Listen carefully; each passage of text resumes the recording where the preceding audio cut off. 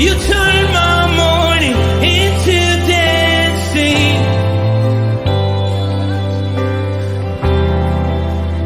Your love changes everything. There's something about your love, something about your love changes everything, changes everything. Something about your love, something about your love changes everything, changes everything. Something about your love, something about your love changes everything, changes everything. Something about your love, something about your love changes everything, changes everything. Something about your love, something about your love changes everything, changes everything. Something about your love, something about your love changes everything. You turn my morning into dancing. You turn my morning into dancing. You turn my morning into dancing. You turn my morning into dancing. 'Cause your love changes everything. Your love changes everything. You turn my morning into dancing. You turn my morning into dancing. You turn my morning into dancing. 'Cause your love changes everything. Your love changes everything. Oh, there's something about your love, something about your love changes everything in my body. Oh, something about your love, something about your love changes everything. It changes everything. Something about your love, something about your love changes everything. It changes everything. Something about your love, something about your love changes everything, changes everything. Something about your love, something about your love changes everything. Something about your love, something about your love changes everything, changes everything. Something about your love, something about your love changes everything, changes everything.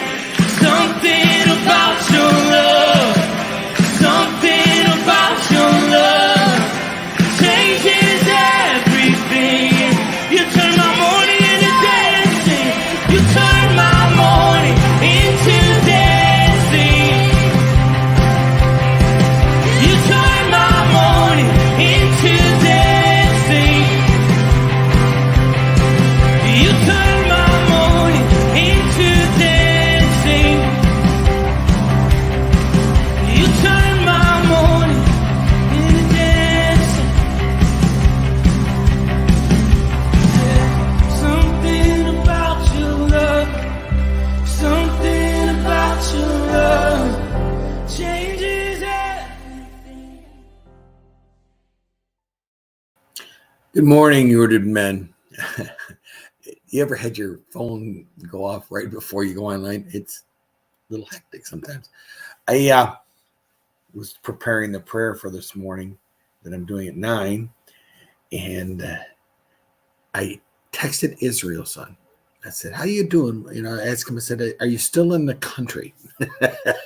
it's kind of an odd question to ask somebody, right? Said, "Are you still in the country?" And he goes, "Yes." And I think he says he will be going home on June 17th, and he will leave on 17th and arrive on the 19th for was that a 5-hour flight? I'm like, yikes, 2-day trip. Anyway, I just wanted to get touch base with him, see how he's doing. We haven't seen much of him the last couple of weeks, and I guess he's been running pretty crazy. How is everybody this morning? We doing good? Good, beautiful night last night. We had a great men's group that talked and talked and talked and talked. It was fun to share. Who do we have with us this morning? Let's see who we got. We have Eric. He was up early. That came in long before I went online. And Chuck B. Chris Conley, good morning. Bert Reggiani. And Ken Gooch. It's the core group, I think we call it. According to this, we have 8 people online. We have 4 on Tom Donnelly's YouTube page, and a couple on Greendale, and 2 firmly rooted Oxford from X. It's just kind of cool. I mean, you get to see the breakdown and stuff. But we should kindly get started. But it's nice to get a little bit of chatting out of the way in the morning, right? And get ready to start our day. It's Friday. It's going to be a weekend coming up, and we're ready to go. Today's verses are from James, and it's James 2, verses 20 through 24. It's really short. It's not terribly long. But I wanted to start out with this because he starts out the verses with, "You foolish person, do you want evidence that faith without deeds is dead or useless?" It depends on the translation. Faith without works. I'm starting to think that in this book, he's addressing problems in the church.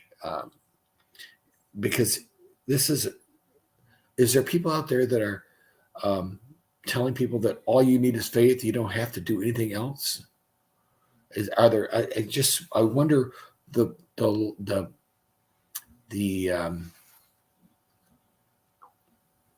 reason that this comes to mind like this, and I think that's fascinating. I read a little bit of the intro to the book, but it's kind of tells me it's written like a psalm, or it's just a bunch, or a proverb, or it's just a bunch of things put together the way this one's written.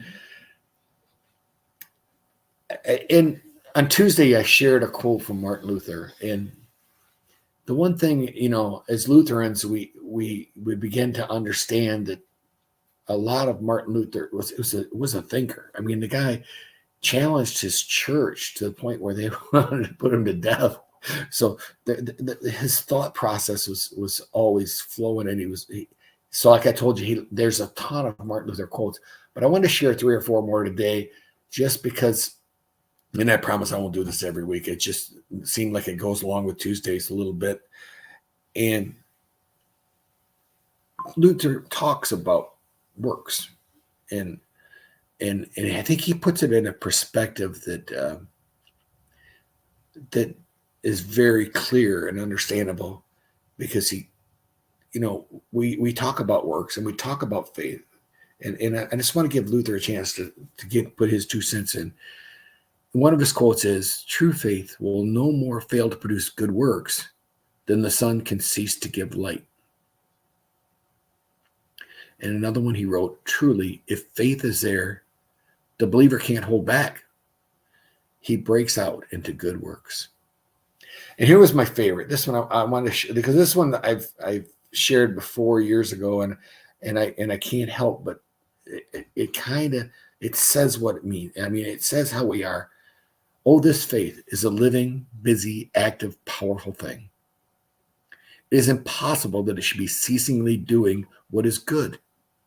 It does not even ask whether good work should be done, but before the question can be asked, it has done them, and it is consistently engaging in doing them. But he who does not do such good works is a man without faith. He gropes and casts about him to find faith and good works, not knowing that what either of them is, and yet he prattles and idly multiplies words about faith and good works.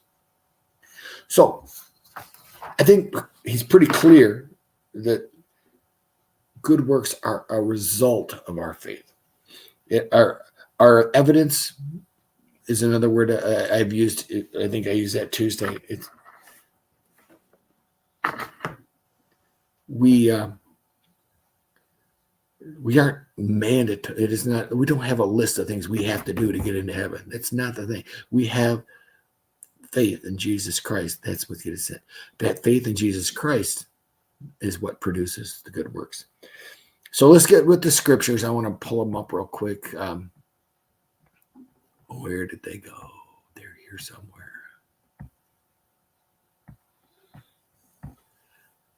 You foolish person, do you want evidence that faith without deeds is useless?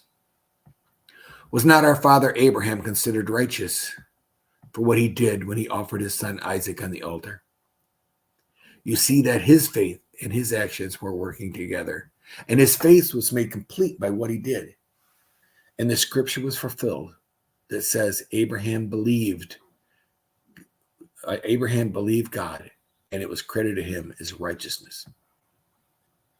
And he was called God's friend. You see that person is considered righteous by what they do and not by faith alone.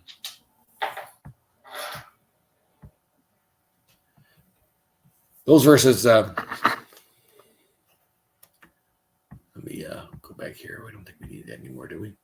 Anyway, those verses do seem to create a conflict. I mean, they do seem to say there's more than just faith. But as I read through Martin Luther's scriptures, faith, good works are not a requirement. It's an effect. And so as I go through my notes here and try to find my place, I leave myself a lot of bullet points, right? And then I go through, and sometimes it's like huge jumps, and of course I got lost.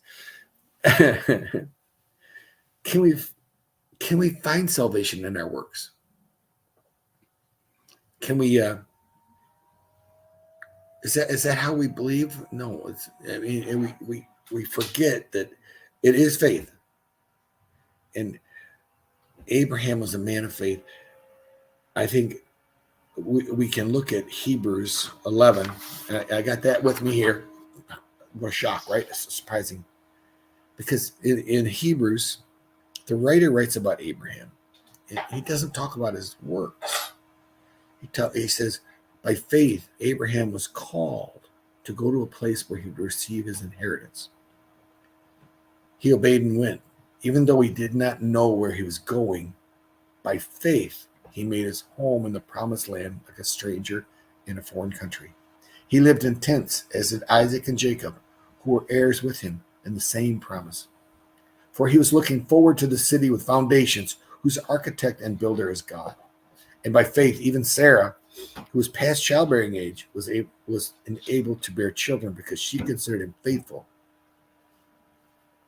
who had made the promise. And so from this one man, and he is as good as dead, came descendants as numerous as the stars in the sky, and as countless as the sands on the seashore. By faith. So here we are. James is telling us that faith without works is dead. And then he uses Abraham as an example. You might look at this and think there's some conflict between the words of Paul and James. And I think I think what we need to do is look back at what they're talking about in the context of the things. And let's look at one last quote, just because we didn't want to. I don't want to make you think that it's strictly, about works and stuff. Martin Luther wrote, "If we esteem them too highly, good works become the greatest idolatry." I think that could go for people that are constantly doing things, doing charity things, but they're doing it out of an obligation or just because they think it's right, not because of their faith. So that's why we have to be careful, because your good works can be an idol, which is troubling to say the least. In James, he's writing, there's a difference between living faith, I should say. There's a difference between a living faith and a dead faith. He said his works are demonstrating his faith. He agrees that faith, he does agree that we are saved by faith. My goodness, I got a lot of notes. What am I doing here? All right. So we think, just by an outward appearance, that there's some sort of conflict between Paul. So I pull up a verse from Ephesians, because this is the one I think people may use to show that there's works aren't needed, right? It says, "For grace you have been saved through faith. And it is not of yourselves, it's not of yourselves, but is a gift of God, not by works, so that no man can boast." Now you can see Martin Luther's quote there coming to life. Not by works, so you can boast. That, I think, is why he says if we esteem it too highly, it can become idolatry, our greatest idol. Paul's talking about salvation. James is talking about the effect of salvation. He's out of your works come faith. Out of our work, I'm sorry, I misspoke totally. Our works come from our faith. God gave us this word and law so we can show how we should live. Our faith should motivate us. It should motivate us to give to the poor. It should motivate us to feed the hungry and clothe the naked and visit the prisoners. Our faith is never something that's a mandatory list or something we have to do. And we know that Paul's writings pretty much say that. I mean, Paul's in agreement and James is in agreement. And so there is no real conflict there. It's just two different topics.